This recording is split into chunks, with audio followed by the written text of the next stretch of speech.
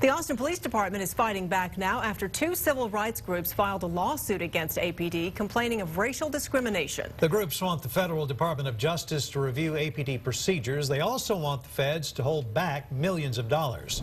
We have more on the lawsuit and APD's response from KXAN's Omar Lewis. Good evening, Robert and Leslie. The NAACP and the Texas Civil Rights Project are claiming that APD is practicing racial profiling and police misconduct. It's why they now want the Department of Justice to review APD for a second time. That could potentially cost the department $2.4 million in federal funding. The first review prompted by the NAACP was in 2004 and lasted until 2007. After that review, the Department of Justice handed APD 165 different recommendations. Now the NAACP is calling for a second review, one they say was prompted by a rise in police-involved shootings and an increase in random minority traffic stops. Now they're recommending tougher reviews in deadly shootings, changing the use of deadly force policy, and also a decrease in biased racial profiling. They've also recommended the city add a special prosecutor to analyze cases concerning police misconduct.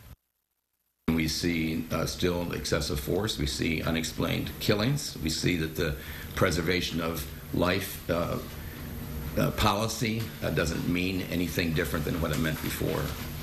And so we've asked DOJ to come back and reopen the investigation. The last thing we need is to rehash an investigation. I mean, if I'm the Department of Justice, I'm wondering to myself, with all the thousands of taxpayers' dollars that went into that investigation, this to me is a slap in their face. It was just about everything except one case that they mentioned in here has already been reviewed.